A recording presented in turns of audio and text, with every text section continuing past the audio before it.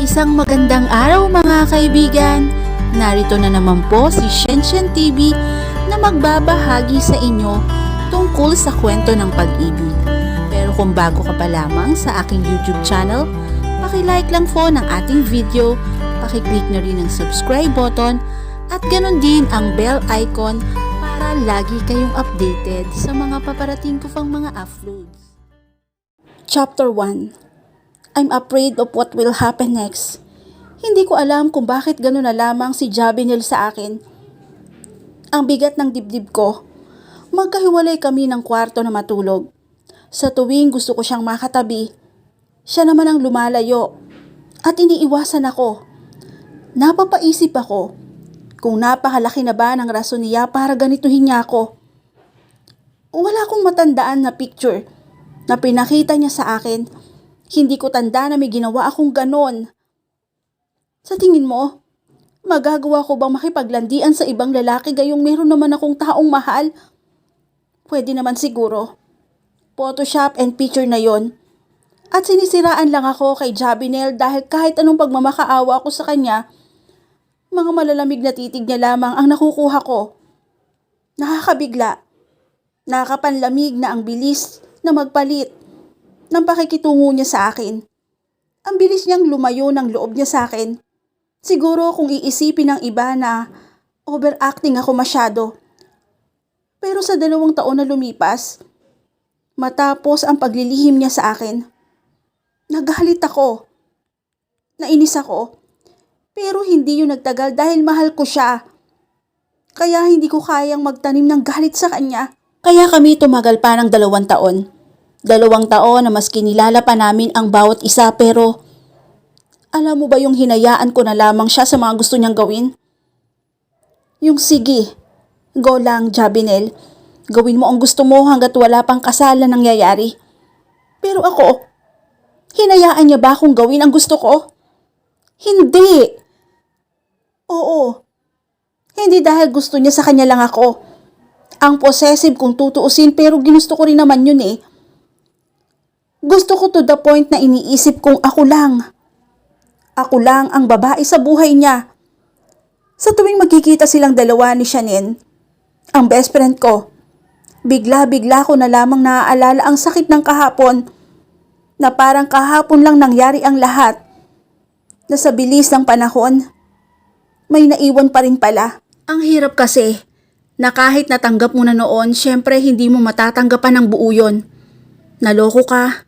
Pinaglihiman ka, tinaguan ka. Ganun naman sa pag-ibig, no? Dapat handa kang masaktan. Handa kang dapat saluhin kung anuman ang mga problema na dumadating sa buhay mo.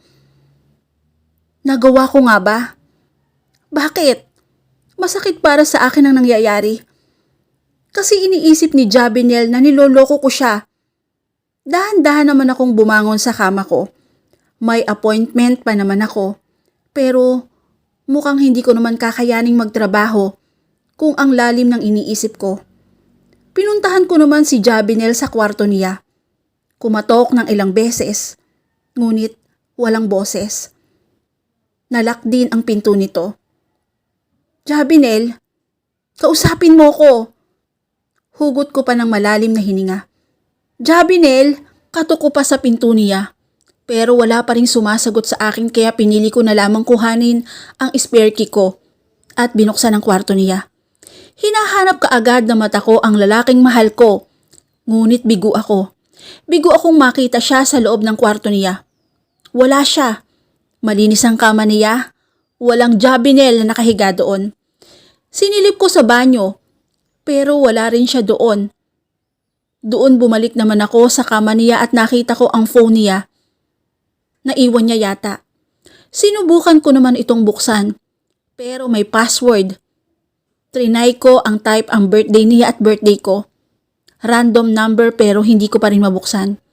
Kinuha ko na lamang ito. Pumunta naman ako sa kwarto ko at nagbihis ng damit. Ang lungkot ng bahay na to. Ang lungkot kapag hindi ko kapiling si Jabinel. Saan kang haba nagpunta?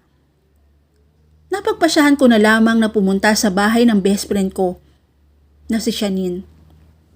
Mugtong-mugto na rin ang mata ko. Yung naghahanap ka pa ng ibang rason para itigil ni Jabinel yung kasal pero wala akong maisip.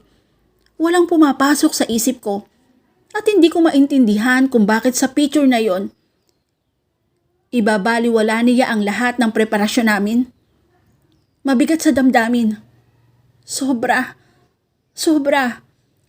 Sa pagsakay ko ng tricycle, papunta sa bahay ni Shanine, mga ilang minuto lang din naman, ay nasa tapat na ako. Nag-doorbell naman ako. Lumabas ang pinto si Shanine. Karga-karga ang anak niyang lalaki na si Shandro. Baka sa mukha ni Shanine ang saya. Iba na kasi yung ngiti niya. Simula nang maayos ng tuluyan ang relasyon nilang dalawa ni Leandro, ang perfect din nila. Ako, nahanap nila ako kung anong nawawala sa kanilang dalawa at sa huli, nakita nilang dalawa. Pero ako, eto nakita ko na. Mawawala rin ba? Ayokong mangyari yon. Pa, napadalaw ka. Aniya sa kabinuksan ang gate. Para na siyang losyang pero name-maintain pa rin niya yung ganda niya kahit stress ang kambal na anak. May problema ka ba? Napansin niya pala kaagad. Sobrang obvious na yata. Naku pa, kung ano-ano naman ang iniisip mo. Pasok ka muna sa bahay, Aniya. Napangiti na lamang din ako sa kanya. She is still the same Shanine I used to know. Nang makapasok naman kami sa bahay niya, naupo naman ako sa sopa. Nasaan si Celestine? Tanong ko naman sa kanya. Ay, tulog. Kasama ng ama niya sa taas. Ngiti pa niya sa akin. Ang cute nga nilang dalawa eh. Nabuti ka pa. Buntong hininga ko pa. Anong mabuti pa ako? Taas pa ang kilay niya sa akin. Oh, by the way, excited na ako sa kasal mo. Hagik-gik pa ni Shanine. Sa katunayan,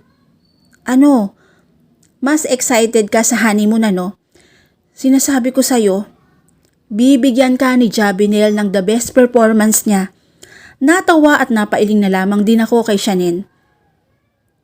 Hindi biro lang. Excited na ako sa best friend ko. Sana, ganun din ako, no? Iwas ko ng tingin sa kanya. Pinipigilan kong huwag tumulo ang luha ko. Taka niya. Di kita magets. Anong sana? Alam mo kapag kakasal na kayong dalawa, malalaman mo. Before she continued her word, sumingit na ako. Pero wala nang kasal na matutuloy. Hugot ko pa ng malalim na hininga. Ano? Nang dahil sa pagkabigla niya, ay biglang nagising si Shandro. Sa bisig niya at nagsimula ng umiyak. Bebe, huwag ka nang umiyak. Napangiti na lamang ako sa kanya. Bagay kay Shanine, in fairness. Teka lang pa ha, babalikan kita. Hatid ko lang kay Leandro to, Aniya. Tumango naman ako sa kanya. Bigla naman akong naramdaman ang pag-vibrate sa hita ko. Yung pala ay cellphone. Cellphone pala ito ni Jabinel. Nang tinignan ko naman, may message pero dahil hindi ko naman mabuksan, hindi ko alam kung kanino galing. Binalik ko na lamang din sa bulsa ko. Maya-maya lang din ay bumaba na si Shanine at nilapitan ako sa sopa. Sabihin mo nga ulit sa akin, nagbibiro ka diba? Ani ang umaasa na sana oo. Pero umiling ako sa kanya. Pero hindi eh. Paano? Pati siya ay naguguluhan sa nangyayari. Bakit nyo naman hindi itutuloy ang kasal? Prepared na ang lahat, hindi ba? Dagdag pa niya. Tumango naman ako sa kanya. Mukhang sa amin, ang hindi pa handa. Alam mo yon, Shanine, buntong hininga ko pa. Sa maliit na bagay, pinalalaki niya. Ginagawa niyang big deal ang lahat. Nagsisimula ng tumulo ang luha ko sa mga mata ko. Hinimas naman ni Shanine ang braso ko. Hindi ko inaasahan to. Pa, akala ko ayos na kayong dalawa. Akala ko rin eh. Ngisi ko pa. Ano nang gagawin niyo ngayon? Napakibit balikat naman ako sa kanya. Ewan ko, pero hindi ako titigil na hanapin yung rason niya para hindi ituloy yung kasal. Ang sakit, di ba, Shannon? Sobra. At sa pagkakataong ito ay niyakap niya ako at hinagod ang likod ko. Hindi ko alam kung paano kita dadamayan pero iisipin mo na. Kahit anong mangyari, hindi kita iiwan sa tabi mo. Best friend tayo, diba? Umalis naman siya at hinawakan ako sa magkabilang balikat ko. Gusto mo bang kausapin ko si Jabinel? Pero wala akong sagot sa kanya. Sige pa. Ako nang bahala, Jabinel. Aniya. Nasaan ba siya ngayon? Kibit balikat ko pa. Hindi ko alam. Pagkagising ko, wala na siya sa kwarto niya. Hindi ko alam kung nasaan siya nagpunta eh. Kailan pa ba nangyari ito? Kahapon lang. Pansin ko naman ang pagbuntong hininga ni Shannon. Alam mo, hindi ako perpektong tao Kaibigan at asawa pero sinisiguro ko naman na may dahilan ng lahat. Siguro nga may dahilan si Jabinel kung bakit ayaw niyang ituloy ang kasal. Dahil lang doon sa picture na yon, hindi na niya itutuloy. Wala na bang mas malalim pa doon? Ang babaw niya talaga. Sa ngayon, hayaan mo na muna siyang kumalma. Kumalma muna kayong dalawa. Palipasin niyo muna kahit ilang araw tapos mag-usap kayong dalawa. Tanungin mo siya kung bakit niya ginawa yon. Sayang, akala ko pa naman matutuloy ng honeymoon ninyo. Ngisi pa niya. Napangiti naman ako ng bahagya sa sinabi niya. Gusto mo ulit pumunta sa bar? Tanong ni Shannon sa akin. Ulit? Kunot noo ko pa sa kanya. Oo, remember last week nagpunta tayo kasi birthday ni Leandro? Sinong friend? Tanong ko pa sa kanya. Hindi mo talaga alam?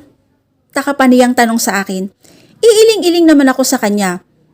Hindi talaga pero oo, may dinaluhan tayong birthday. Noon.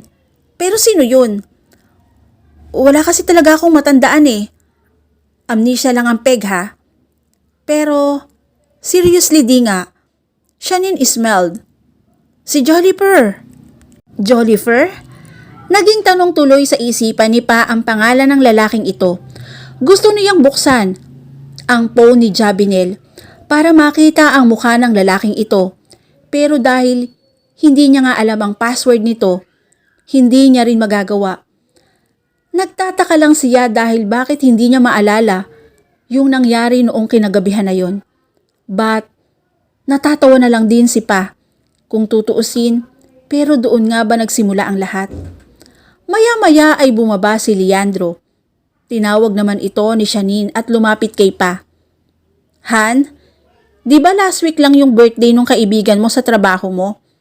Tanong naman ni Shannon sa asawa niya. Tumabi naman si Leandro sa kanya at inakbayan ito. Oo. Bakit mo natanong? Naalala mo naman yung mga bartender. Sinalubungan ni Leandro ng kilay si Shannon dahil baka yun naman ang iniisip niya pero syempre hindi. Balew. Ngisi pa ni Shannon. Baka ayaw mo kong pakawalan noon. Ngisi pa ni Shannon. Napangiwi na lamang din si Pa sa dalawa dahil parang wala siya sa harapan nitong dalawa. Naiisip niya na ganun talaga kasweet si Shannon at Leandro na kahit anuman ang mangyari sa kanila, walang titibag. Ganun nila kamahal ang isa't isa. Walang sumusuko. Ano naman yon? Tanong ni Leandro sabay halik sa pisngi ng asawa nito. At kulang pa dahil pinanggigigilan pa ni Shannon. Leandro? Saway ni Shannon sa kanya. Di ba si Jollifer yun? Tinaasan ni Leandro si Shannon ng kilay at tumango. Oo siya nga. Bakit ba? Taka pa ni Leandro. Wala. Tinatanong ko lang. Ngisi pa ni Shannon. Maligo ka na nga. Ang baho mo na. Sabi pa ni Shannon. Napangisi naman si Leandro. Shh! Mamaya na sabay na lamang tayo. Ani at bumalik sa kanyang kwarto sa itaas. Nang dalawa na lamang muli silang dalawa, ay hindi naman lubos na maisip ni Pa na posible pang nangyayari talaga sa kanya yon. Ano? Okay na ba yung sinasabi ni Leandro sa'yo? Tanong pa ni Shannon. Umiling naman ito. Hindi talaga Kasi nga, lasing ka noon pa. Kasi siguro, anin pa ni Shanine. Napakunot na lamang si Pa sa taka. Sinama ni Shanine si Pa sa birthday ng kawork at kaibigan din ni Leandro sa trabaho nila dahil ayaw naman ni Shanine na mag-off doon. Pinasama na niya si Pa para may makasama naman ito. Mabilis namang sumabit si Pa sa usapan kaya wala nang problema. Pagdating ng kinagabihan, nagpaalam si Pa sa soon-to-be husband nitong si Jabinel na galing sa trabaho at kauuwi lang. Pumayag naman ang piyansay nito na umalis si Pa kasama ang mag-asawang kaibigan. Ang pagpapaalam ni Pa ay sa bahay lamang ng kaibigan pero hindi nito alam kung saan nga ba talaga ang gaganapin. Hindi mo sinama si Jabinel? Tanong ni Shanine sa kanya. Umiiling-iling naman ito. Kauuwi lang din sa trabaho eh. Pagod. Kailangan niyang magpahinga. Eh di dapat binigyan mo muna ng sensational massage. Usal pa ni Shanine. Han, saway naman sa kanya ni Leandro na nagmamaneho ng kotse. Nagtawanan na lamang ang dalawang babae at mga ilang saglit lang din ay nakarating na sila sa bar kung saan gaganapin ang birthday ng kaibigan ni Leandro. Dito talaga? Takang tanong ni Pa. Oo naman, aayaw ka pa ba? Obviously not, libre we. Hagik-gik pa ni Pa na sumunod naman sa mag-asawa na pumasok sa loob ng bar. Medyo may kaba pa sa kanya dahil hindi naman siya sanay pumasok ng ganitong mga bar. Bar na medyo explicit ang datingan. Hindi naman sila hinarang ng bouncer dahil bakas naman sa kanila ang lagpas sa murang edad. Sumalubong sa kanila ang amoy ng alak, ingay ng tao. Napayakap na lamang si Pa sa braso niya. Napansin naman ni Pa ang ilang grupo ng kalalakihan na sumalubong kila Shanine at Leandro. May ilang babae rin pero mukhang nanunukso pa ang mga lagay nila. Nilapitan naman ni Shanine ang kanyang best friend at hinawakan sa braso. Jolliper, sinama ko tong best friend ko ha. Para naman may makasama ko kasi alam kong boys night din ito. Ani pa ni Shanine habang si Pa ay patuloy lang sa pagniwi. Hinarap naman ni Jolliper si Pa, sabay nang ngumiti. Happy birthday and nice to meet you. Sa pag-aabot ng kanilang mga kamay ay kung anong mga linya ang nagbatuhan sa kanilang mga mata. Mabilis na lang din namang iniwas ni Pa yun. Salamat Pa, aniya. Napatango na lamang din naman ito. Han, huwag kang lalayo dito sa tabi ko ha, sabi ni Leandro sa kanyang asawa. Napailing na lamang din si Shanine at naupo na lamang ang dalawang stool malapit kay Leandro.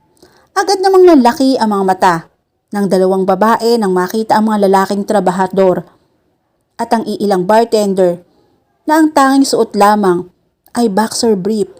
Basang-basa ang mukha ni Pa at ang pagagulat pero bakas kay Shanine ang takot dahil nandyan si Leandro.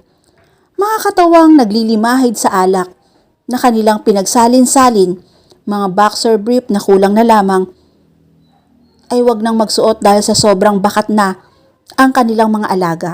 Lunuklaway na lamang si Pa habang sinusuri ang bawat lalaki na nagtatrabaho. Karamihan sa mga ito ay puro boxer brief lamang ang suot. Mapa-waiter man na nangaakit sa mga mata ng bawat customer. Ang perfect naman dito, sabi ni Shanine. I heard what you said, Han, ani ni Leandro. Napaikot na lamang ng mata si Shanine dahil bantay sarado siya ni Leandro. Maya-maya lamang ay mga babaeng waiter naman ang nahagip ng mata ni Pa.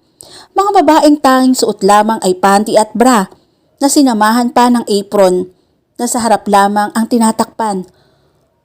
Oh, Leandro ang mata ha? Ganti naman ni Shanine. Humarap naman si Leandro sa kanya. Don't worry Han, sayo lang to, aniya. Kinilig naman si Shanine sa inasal ng kanyang asawa. Mabuti na lang, hindi ko sinama si Jabinel dito. Panigurado, nasa sulok-sulok na yon. Ngisi pa ni Pa sabay inilingan. Tinapik na lamang din naman siya ni Shanine. Magbabago din yung boyfriend mo. Sa ngayon kasi, Hindi pa kayo kasal pero tandaan mo, kapag kakinasal na kayong dalawa, mag-iiba ang turing niya sa'yo. Tandaan mo yan ha. Napatungo na lamang si Pa. Nabigyan siya ng hope kahit papaano. Sinabi ng kaibigan, dahil libre naman ang lahat na iniinom at kinakain nila Pa, ay kung anong matipuhan niya ay kanyang iniinom at kinakain kahit na ang pinakamalakas na tama ng alak pa yon. Pa, hinay ka lang ha, please. Hindi ka mauubusan. Sabi pa ni Shanine sa kanya na pilit na inaagaw ang tinutungga na baso. Pero pilit pa rin namang inuubos ni Pa ang laman niyon. Hayaan mo na, bes. Ngayon lang naman to eh. Bukas hindi na pwede. Hagik-gik pa ni Pa. Sa bagay, sabi pa ni Shanine, maya-maya lang din ay tumabi si Joliper sa dalawang magkaibigan. Do you guys enjoy the night? Ngiti pa nito. Oo naman, ngiti pa rin ni Shanine. Lumingo naman si Joliper kay Pa. Ikaw Pa. Tumango naman si Pa. Happy birthday ulit. Bati pa niya dito. Medyo awkward lang din dahil hindi siya komportable. Bakit ba dito mo naisipan na gawin ang birthday mo? Hindi ka ba naaasiwa? Tanong pa ni Shanine sa kaibigan ng kanyang asawa. Umiiling naman si Joliper sabay inom sa baso na may lamang alak. Gusto ko lang ng bago. And there's nothing wrong naman, hindi ba? Wala naman akong girlfriend eh. Kwento pa niya. Ilang taon ka na ba? Biglang tanong ni Pa. 24, sagot ni Joliper. Ikaw? 24 lang din, sagot naman ni Pa. Wait lang Joliper ha. Iikot-ikot muna kami. Huwag kang maingay kay Leandro ha. Sabi pa ni Shanine. Natatawang tumango na lamang din si Joliper sa kanya at sabay na hinigit ang kamay ni PA at palihim na umalis sa kinapwepwestuhan nila. Napansin ni PA na hindi umaalis ang tingin sa kanya ni Joliper, kaya naman siya na ang unang umiwas. Habang nag-iikot naman ang dalawang magkaibigan, halos magulat na lamang sila sa bawat sulok na nakikita nila. May mga milagrong nangyayari, pero hindi na bago kay Shanine. Gusto pa nga niyang manood eh, pero si PA ang nagpumilit na umalis doon. Maraming babaeng waiter, kumpara sa mga lalaking waiter pero mas nagiging atraksyon pa rin sa mata ni PA ang lalaking suot lamang ang boxer brief. Nagugulat na lamang kapag may mababangga siya at may mahahawakan. Pero nginingisihan na lamang siya ng mga waiter na parang nagustuhan naman ang ginagawa ni Pa. Pa, bawal na magharot ah. Ikakasal ka na. Alam ko, sabi pa ni Pa sa kanya pero dahil sa dami ng tao sa paligid, ilang beses na ulit ang mga ganong sitwasyon. Miss, you want? Biglang may lumapit kay Pa at Shanine sa isang waiter. Basang-basa ang katawan nito ng alak at napapalunok laway na lamang ang dalawa nang mapadpad ang kanilang mga mata sa alaga nito. Pero dahil loyal ang dalawa sa kanilang mga asawa at boyfriend, sorry, we are taken. Ngisi pa ni Shanine at umalis. Sa pagkakataong iyon, nagkahiwalay ang dalawa. Hinanap naman ni Pa si Shanine pero nang biglang magpalit ang tugtugan. Biglang nagsitayuan ang mga tao at nagsimulang sumayaw. Sumakit na rin ang ulo ni Pa dahil sa kanyang nainom. Mukhang naparami nga siya. Pilit naman siyang sumisiksik para lumabas sa siksikan ng mga tao. Yung iba ay nagkakakapaan at hindi na mapigilan ang kanilang mga tinatago. Pero hindi na lamang pinapansin ni Pa yon. Hinahanap niya ang kanyang best friend. Shanine, sa bawat sulok, kung saan siya tumitingin, wala naman ang kaibigan niya. Pero maya-maya lamang ay biglang may humigit sa kanya. Upang makalabas sa siksikan ng tao, tumama ang ulo ni Pa sa dibdib ng lalaking humigit sa kanya. Nang suriin niya ang lalaki, may syagi na buhok, matangos na ilong, bilugan ng mga mata na kulay itim, at ngiting mapanukso. Pa, where's your friend? He asked. Napailing na lamang si Pa. Hindi ko alam eh. Bago pa man ituloy ni Pa ang kanyang mga sasabihin, ay lumapit sa kanyang mga labi ang labi. Napapikit na lamang si Pa sa lambot ng mga labi na nagbibigay sigla sa kanya. Ngunit natigil sila nang biglang may magplas na tumutok sa kanila. Napatingin ang dalawa doon pero hindi nila makita ang taong gumagawa noon. Ipagpatuloy natin sa loob, ani ni Joliper. Walang usal si Pa kundi sumunod lamang ang mga sinasabi ni Joliper. Hanggang sa makapasok sila. You know, Pa, I like you. Jolifer said, his husky voice makes Pa turn on. Hindi na lamang sumagot si Pa, kundi siya ang sumunggab sa mga labi ni Joliper. Nagpakitang gilas ang dalawa sa kanilang ginagawa. I want you as my gift, Pa. Joliper whispered to her ears. As you wish, boy, she said while she loosened her dress. Napapaiyak na lamang si Pa nang maalala niya kung ano nangyari ng gabing yon. Ang dalawang palad niya na nagtatakip sa kanyang mukha, hindi niya mawari ang ginagawa niya noon. Wala siya sa katinuan. Lasing siya noon. He takes Pa for granted. Niyakap na lamang ni Shani ng kanyang kaibigan. Ang tanong, may nangyari nga ba? Napabuntong na hininga na lamang din si Pa at sabay na umiling. Hindi ko na maalala pagkatapos, no?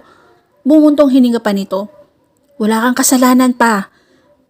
Pero nilapat ni Shanin ang kanyang daliri sa labi ni Pa. Ililipas din to. At kapag kahanda na kayong dalawa na kausapin ang isa't isa, pag-usapan nyo. Sayang kayong dalawa kung mauuwi lang din sa hiwalayan. Napatango na lamang din si Pa sa kanyang best friend. Umuwi na lamang din naman si Pa at kailangan niyang magpahinga. Hindi niya kakayanin kung magbababad lang siya sa kaiiyak. Alam naman niya, nalilipas din ito. Pero hindi niya alam kung hanggang kailan. At dito na po nagtatapos ang chapter 1 ng aking kwento. Muli po, maraming salamat po and God bless all.